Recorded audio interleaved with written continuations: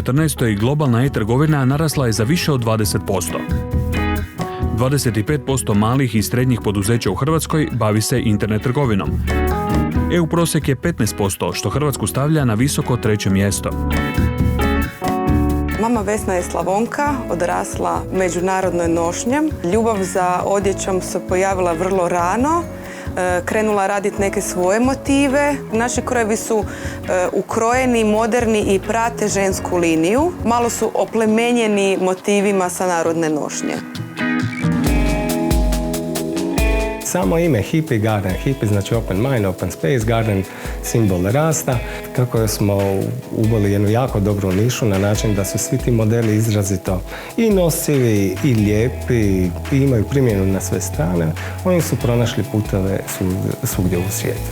Kupci dolaze nekako sami po sebi, svidi im se izlog, uđu, pogledaju, probaju.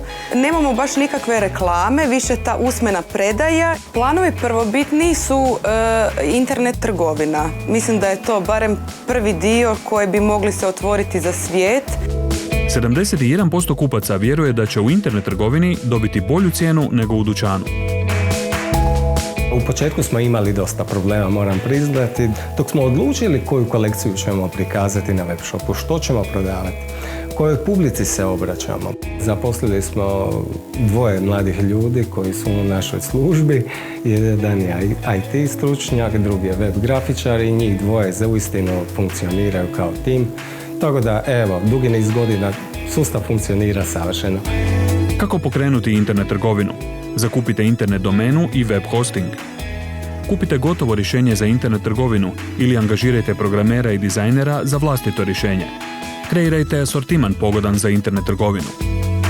Problem internet trgovine je to što imamo jako puno odjevnih predmeta i modnih dodataka, tako da je onda malo teže zasložiti takve stvari, a i radimo unikate, tako da onda treba odlučiti koji točno proizvod ćemo plasirati malo većoj količini.